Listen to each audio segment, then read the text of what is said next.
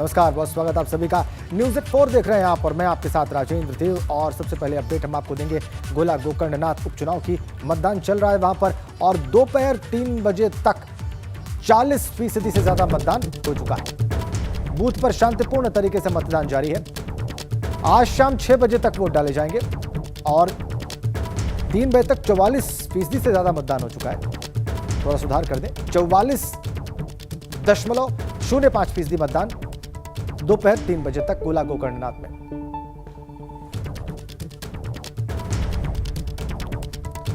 गोला गोकर्णनाथ उपचुनाव के लिए मतदान जारी। 44.05% मतदान दोपहर 3 बजे तक गोला गोकर्णनाथ उपचुनाव में। शाम 6 बजे तक वोट डाले जाएंगे, यानी कि अब 3 घंटे से भी कम, अब सिर्फ 2 घंटे का वक्त बाकी है। शाम के 6 बजे तक जो भी मतदाता पोलिंग बूथ के पास पहुंच जाएंगे, मतदान केंद्रों में पहुंच जाएंगे, उनको वोट डालने का अधिकार होगा। अब आपको सीधा वहीं लिए चलते हैं गोला गोकर्णनाथ विधानसभा में, जहां पर आज मतदान हो रहा है और आपको लगातार वहां से अपडेट दे रहे हैं, मतदाताओं से बात कर रहे हैं, मतदान की तस्वीर दिखा रहे हैं विवेक त्रिपाठी, और इस वक्त भी हमारे साथ वहां से सीधा कनेक्ट हैं। विवेक का अब तो शाम के 4 बज चुके हैं, ज़्यादा वक्त बाकी नहीं है, 2 घंटे का वक्त है।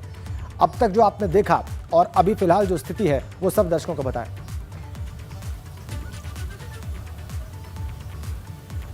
राजेंद्र, अब जिस तरह से दिन ढलता जा रहा है और समय गुजरता जा रहा है, 2 घंटे सिर्फ मतदान के बाकी हैं, लेकिन जो दोपहर के बाद यानी 3 बजे के बाद जो स्थिति थी वो थोड़ा सा लोगों का आना जाना कम हुआ यहाँ पर मतदान केंद्र में, और इक्का दुक्का लोग ही अब आ रहे हैं। फोर्स बढ़ा दी गई है, आप देख रहे हैं सामने पुलिस फोर्स और जो पैरामिलिट्री फोर्सेस हैं वो बढ़ा दी गई हैं, ताकि अब इस समय, क्योंकि लास्ट मोमेंट पे आखिरी क्षणों में मतदान केंद्रों पे हंगामा होता है, आरोप लगते हैं, तमाम शिकायतें होती हैं, पार्टियों के लोग जो विपक्षी पार्टियां हैं सत्ताधारी दल के ऊपर आरोप लगाती हैं तमाम, और उसको लेकर झगड़ा झंझट होता है। कोई कहता है कि जो वोटर हैं उनको आने नहीं दिया जा रहा है। तो ऐसी स्थितियां, ऐसे हालात पैदा ना हो, इसके लिए इंतज़ाम है यहाँ पर। सारे अधिकारी भी लगातार चक्कर काट रहे हैं। अधिकारी तो सुबह से आ रहे हैं, लेकिन अब फोर्स बढ़ा दी गई है और सारे जो मतदान केंद्र हैं वहाँ पर लोगों का आना अभी भी जारी है। आप देख रहे हैं कि लोग जो आ रहे हैं वोट डालने के लिए, यहाँ पर जितने भी कक्ष हैं, कई कक्षों में तो जैसे उस वाले कक्ष में हम दिखाएंगे नज़ारा, राजू कैमरामैन से कहेंगे उधर नज़ारा दिखाएं, वो सन्नाटा पड़ा हुआ है, वहाँ पर बैठे हुए हैं और काफ़ी देर से वहाँ पर कोई नहीं आया है। और ये जो एजेंट हैं जो यहाँ पर ड्यूटी लगाई गई है, जिनकी इन लोगों की मतदान केंद्र पे, इनसे भी बात कर लेते हैं। आपके इस कक्ष में कितने % वोटिंग हो गई है? हो गई एक लमसम 42-43%। 42-43 जी, 47-42-43 जी जी। अच्छा, आप भी इसी कक्ष में? जी जी जी। तो कितने लोग हैं? महिलाओं की संख्या ज़्यादा थी आने वाली या पुरुषों की? महिलाओं की है। महिलाएं ज़्यादा आ रही हैं, महिलाएं ज़्यादा वोट जी जी जी। आपका ये वाला कक्ष है? अच्छा, ये वाला कक्ष है। इधर और भी लोग हैं, ये देखिए वोट डालने के लिए महिलाएं अपना पर्ची लेकर आई हैं। आपके इस कक्ष में कितने % मतदान हुए? अभी तो हम अभी आए हैं, इस मतलब वो एक था वो चला गया, उसको मालूम होगा, उसने पता लगाया। आप अभी आए हैं ड्यूटी पे, लेकिन लगातार आप ड्यूटी पर हैं सुबह से यहाँ? कितने लोग आए होंगे, कितना वोट है यहाँ पे? यहाँ पे 1042 वोट है। 1042। हाँ। कितना अंदाजा अभी पड़ चुका होगा? अंदाजा तो नहीं बता सकते, पास में पूछ सकते हैं आप। हमने अभी 1042 इस कक्ष में जो सामने आप देख रहे हैं जिसमें लोग जा रहे हैं, 1042। आपने वोट डाल दिया मैम? अच्छा, मैम ने वोट डाल दिया, इनसे बात कर लेते हैं। बताइए क्या मुद्दे, किस मुद्दे पर आपने वोट दिया है? मैं कुछ नहीं कहना चाहती। वोट डालने के बाद कुछ बताइए तो कि अच्छा, रिजल्ट आने के बाद खुद पता चलेगा। कुछ नहीं बोलना चाहती हैं मैडम यहाँ पे? बिल्कुल बिल्कुल, वोट डालकर आई हैं। उनका अधिकार है कुछ न कहने का भी। वोट थे यहाँ पे? जी जी।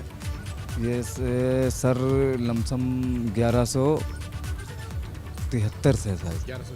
हाँ, कितना वोट पड़ गया? लमसम 4% पड़ गया होगा इसमें, 4% तक। 4%? जी जी, हाँ 1100 में से पड़ गया है। 40% पड़ चुका है। 40% पड़ चुका है। ये जो अमूमन जो आंकड़ा राजेंद्र मिला है आपको 44% के आसपास, वही आंकड़ा यहाँ पर जो लोग हैं जो मतदान केंद्र में ड्यूटी पर लगे हुए हैं वही बता रहे हैं कि 40% के आसपास वोट पड़ चुके हैं। और अभी चूंकि आखिरी 2 घंटे हैं ये, तो अब कुछ और बढ़ेगा क्योंकि जो बाकी हैं वो लोग यहाँ पर आ रहे हैं। आपकी ड्यूटी यहाँ पर लगी है, कितना वोट पड़ चुका है आपके इस कक्ष में? 40% हुआ भाई साहब जी।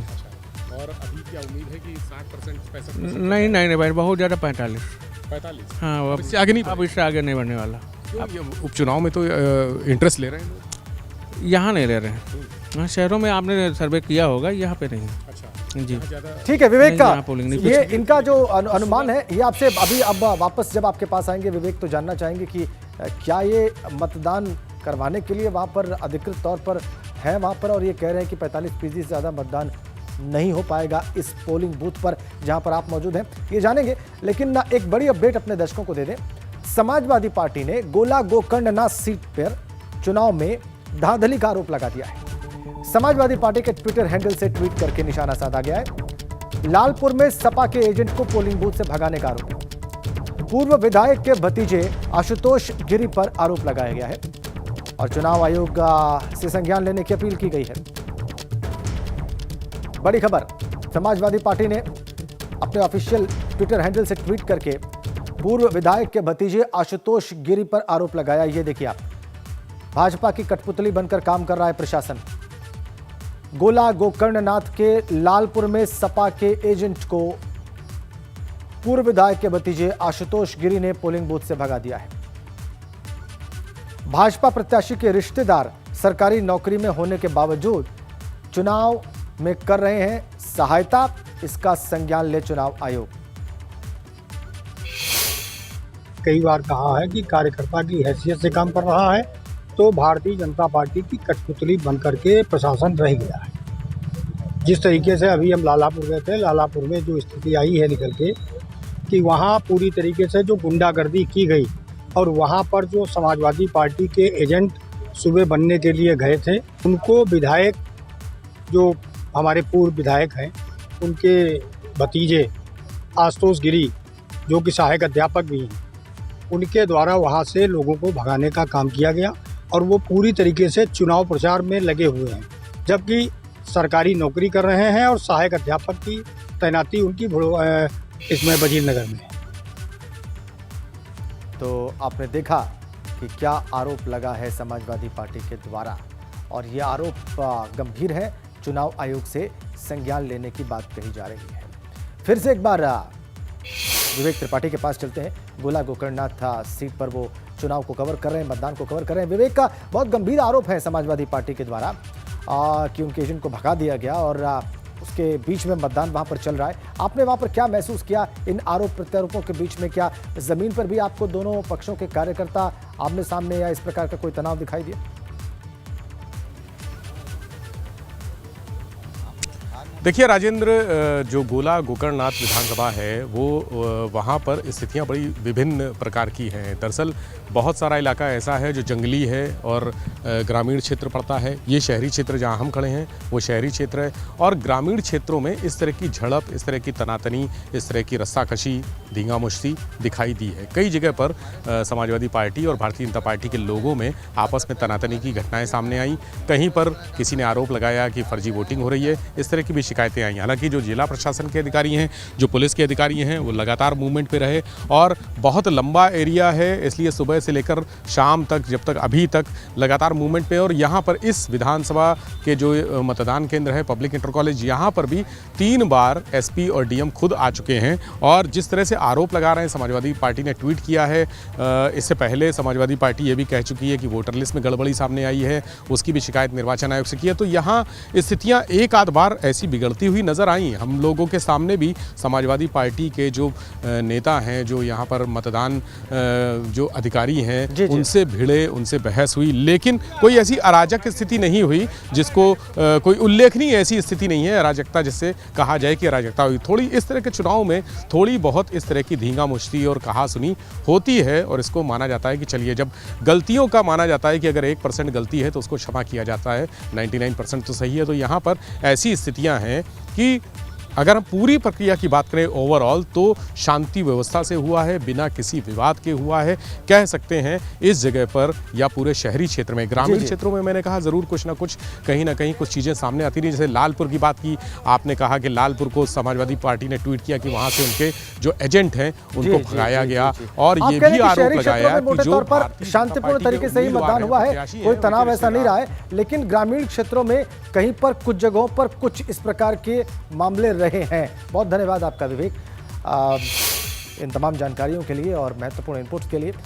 वहीं डिप्टी सीएम ब्रजेश पाठक ने गोला गोकर्णनाथ सीट पर भाजपा प्रत्याशी की जीत का दावा किया। उन्होंने कहा कि भाजपा के सामने कोई चुनौती ही नहीं है। गोला सीट पर उपचुनाव के लिए सुबह से ही वोट डाले जा रहे हैं। बीजेपी का दावा है कि सीट पर भारतीय जनता पार्टी प्रचंड बहुमत से चुनाव जीत रही है। गोला के लोगों से मेरी बात चल रही है। जिस ढंग से जनता ने सड़कों से पर आकर के भारतीय जनता पार्टी के प्रत्याशी अमीन गरीब को अपना समर्थन दिया है, आप देखेंगे ऐतिहासिक मतों से वहाँ जीत हो रही है। समाजवादी पार्टी ने 6 महीने में सरकार की विफलताओं को वो चूना डाल के बुलाएंगे, उनकी तो दुकान बंद होने वाली है। लेकिन डेंगू को लेकर जो हाईकोर्ट ने कहा, मेरी बात साथी, पिछली वर्ष इस महीने में 18,000 मरीज थे, अब हमारे पास 7,000 मरीज हैं। केवल मीडिया में पैनिक फैलाया जा रहा है। स्थितियां पूरी तरह नियंत्रण में हैं और हर अस्पताल में बेड आरक्षित कर दिए गए हैं। पूरी तरह से प्रशासन लगा हुआ है और हमारी जिम्मेदारी राउंड द क्लॉक हम लोग काम कर रहे हैं। जनवरी से केवल 7,000 ही अब तक, अभी तक आप आंकड़ा आप देखो, आप तो पत्रकार हो, आप जाओ देखो आंकड़ा, केवल 7,000 मरीज हैं और पिछली बार हमारे पास 18,000 मरीज थे। केवल विपक्ष इस पूरे मामले को लेकर एक पैनिक फैलाने का काम कर रहा है, जबकि सरकार ने सारे इंतजाम डेंगू से बचाव के लिए किए हुए हैं। कैमरा से जितेंद्र के साथ अनुभव शुक्ला, एपी गंगा, लखनऊ।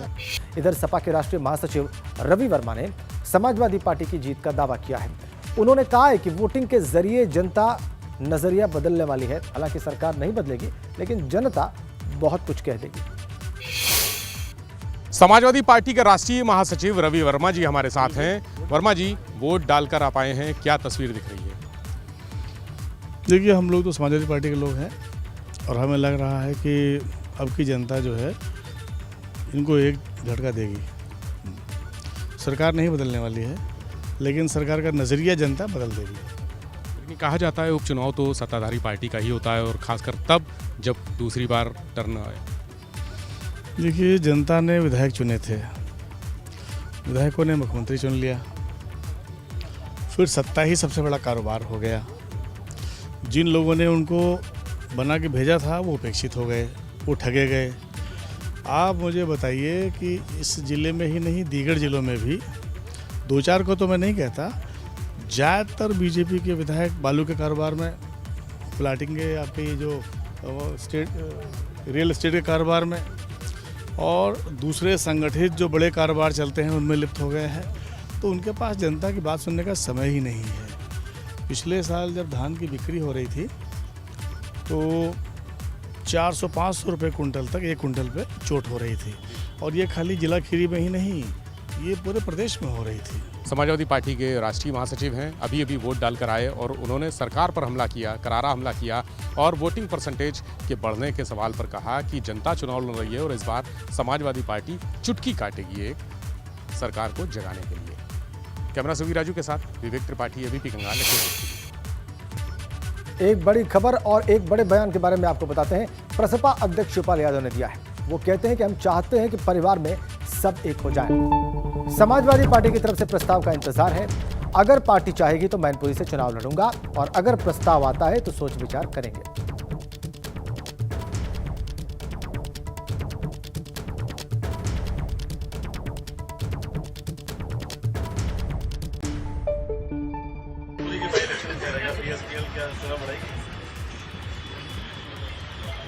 अगर पार्टी लड़ाएगी तो लड़ेंगे, समाजवादी पार्टी अगर पार्टी तो। इस उत्तर को देते वक्त शिवपाल यादव के जो चेहरे पर भाव थे और जो उनकी हंसी थी वो भी महत्वपूर्ण है। आगे बढ़ते हैं। यूपी के कांग्रेस नेताओं से प्रियंका गांधी ने रिपोर्ट मांगी है। पार्टी के हालात पर प्रियंका गांधी ने रिपोर्ट मांगी है। जिलों के दौरों और पार्टी की स्थितियों की रिपोर्ट मांगी है। अगले हफ्ते दिल्ली आएंगे यूपी कांग्रेस के नेता। ब्रजलाल खाबरी और प्रांतीय अध्यक्षों के कामों को परखेंगे प्रियंका गांधी। निकाय चुनाव को लेकर भी इस बैठक में रणनीति तय होगी। नए अध्यक्ष की नियुक्ति के बाद ये मंथन करेंगी प्रियंका गांधी कि क्या हुआ है और कितनी तैयारी है कांग्रेस पार्टी की और क्या रणनीति होनी चाहिए आगामी निकाय चुनाव के लिए। अगले महीने रिपोर्ट मांगी है यूपी के कांग्रेस नेताओं से प्रियंका गांधी वाड्रा ने। इधर किसानों के मुद्दे पर भारतीय किसान यूनियन एक बार फिर से सक्रिय हो गया है। बुधवार को मुजफ्फरनगर में आयोजित महापंचायत में किसान नेता राकेश टिकैत ने किसानों के मुद्दे पर प्रदेश सरकार पर जमकर निशाना साधा। इस दौरान उन्होंने किसानों को गन्ने के ऑनलाइन भुगतान की मांग की है। किसान महापंचायत में बिजली की समस्या का मुद्दा भी उठा। किसान नेता राकेश टिकैत ने कहा कि यदि जरूरत पड़ी तो किसानों की समस्याओं को लेकर एक बड़ा आंदोलन भी करेंगे। साथ साथ महापंचायत में नोएडा भूमि अधिग्रहण का मुद्दा भी उठा। क्या हमारे तो आ रहे कुछ ये बिजली वाले तंग कर रहे, थाने वाले तंग कर रहे, गन्ने का भुगतान मिल नहीं रहा, ये मामले हैं। घोषणा पत्र में ये कहा गया था कि सरकार हमारी आ जाएगी तो हम फ्री बिजली देंगे किसानों को। मीटर में को फ्री बिजली कैसे आएगी वो इंजीनियर भाई हमको भी बता दो। ये सारी समस्या है। गन्ने का भुगतान भी अब डिजिटल चाहिए। और एक बड़ी अपडेट आपको और दे दें, उत्तर प्रदेश के 30 पीपीएस अधिकारियों का प्रमोशन कर दिया गया है। 30 पीपीएस अधिकारी आईपीएस बना दिए गए हैं। उनका प्रमोशन का पत्र भी जारी हो गया है। 30 प्रांतीय पुलिस अधिकारी अब भारतीय पुलिस अधिकारी बना दिए गए, भारतीय पुलिस सेवा के अधिकारी बना दिए गए हैं। पीपीएस अधिकारियों का 30 अधिकारियों का जो प्रमोशन हुआ है उसका पत्र भी जारी हो गया है। और वो लिस्ट जो अधिकारियों की है वो हमने आपकी स्क्रीन पर रखी है। 30 पीपीएस अधिकारियों का प्रमोशन करके उन्हें आईपीएस बना दिया गया है। इधर मेरठ के भाजपा सांसद राजेंद्र अग्रवाल ने दावा किया कि गोला गोकर्णनाथ में भाजपा को जीत मिलेगी। उन्होंने दावा किया कि भाजपा अपने काम, संगठन और नेतृत्व के बलबूते चुनाव लड़ती है। इस वक्त हमारे साथ बातचीत के लिए मौजूद है मेरठ से बीजेपी के सांसद राजेंद्र अग्रवाल जी। सर, अगर बात करें तो बीएसपी सांसद श्याम सिंह यादव उन्होंने बयान दिया है, कहा है कि अगर बसपा को ठीक सीट मिले, नेगोशिएट ठीक हुआ तो कांग्रेस और सपा के साथ गठबंधन कर सकती है 24 के लिए। तो वहीं खड़गे ने भी बयान दिया कि 2024 में गैर भाजपा सरकार बनाएंगे राहुल के नेतृत्व में। देखिए, ये बातें तो चलती रहती हैं। अब वो बसपा कहाँ जाएगी, कैसे करेगी, बसपा पर निर्भर करता है। 2019 का चुनाव हमने सब लोग एक साथ थे, उनके खिलाफ हमने लड़ा। तो हम अपनी ताकत पर चुनाव लड़ते हैं। बाकी किस प्रकार के गठबंधन ये लोग करते हैं। और बेसिक बात यह है कि इन गठबंधनों के विषय में जनता के मन में कोई विश्वास का भाव नहीं है, क्योंकि कभी किसी के साथ जाते हैं, कभी किसी के साथ जाते हैं। केवल मोदी विरोध का एक सिंगल एजेंडा लेकर के ये लोग चलते हैं। कोई इनका कोई विकास का कोई विजन नहीं है, कोई एजेंडा नहीं है। अगर बात करें तो विधानसभा चुनाव में कांग्रेस और सपा साथ आए थे, लोकसभा चुनाव में सपा बसपा साथ आए थे। इस बार अगर तीनों दल साथ आते तो दिक्कत होगी भाजपा को? नहीं, कुछ नहीं, मैंने वही तो कहा। 2019 के अंदर भी ये सब लोग साथ ही थे। हाँ, ठीक है, कांग्रेस नहीं थी तो कांग्रेस का कोई खासतौर से उत्तर प्रदेश में तो अस्तित्व भी नहीं है। और देखिए, वही मैं बार बार उसी बात को मैं दोहराना चाहूँगा, हम अपने ताकत के बल पर, ताकत हमारी क्या है, हमारा नेतृत्व है, हमारी सरकार के काम है, हमारे कार्यकर्ता हैं, हम उसके दम पर जाएंगे। और ये जो सिद्धांतहीन गठबंधन है, इन्होंने बहुत प्रयोग करके देख लिए। उत्तर प्रदेश में कभी बहन जी और वो बुआ जी और भतीजा, कभी जो है दोनों जो है नौजवान दोस्त, ऐसे अनेक प्रयोग हो गए। वो सब प्रयोगों को देख लिया है जनता ने। जनता हर प्रकार से भारतीय जनता पार्टी के साथ है। चुनाव भी हो रहा है उत्तर प्रदेश की लखीमपुर खीरी सीट की, गोला गोकर्णनाथ सीट पे उपचुनाव हो रहा है। लग रहा है कि बीजेपी वो सीट फिर से दोबारा रिटेन कर पाएगी? जीतनी ही चाहिए। और देखिए, पता चल जाएगा मतदान जो होने के पश्चात, परिणाम आने के बाद। लेकिन मैं नहीं समझता कि इससे कोई बहुत बड़ा परिवर्तन होने वाला है। मुझे पूरा विश्वास है कि जो सीट भारतीय जनता पार्टी के पास थी वो हम जरूर रिटेन करेंगे और हो सकता है 1-2 सीटें और भी हम जीतें। से बातचीत करने के लिए ये है मेरठ सांसद राजेंद्र अग्रवाल, जिनका कहना है कि कोई भी गठबंधन साथ में आ जाए, भाजपा अपने दम पे चुनाव लड़ती है और अपने बलबूते चुनाव जीत के दिखाएगी। कृष्णवीर रावत के साथ अविनाश तिवारी,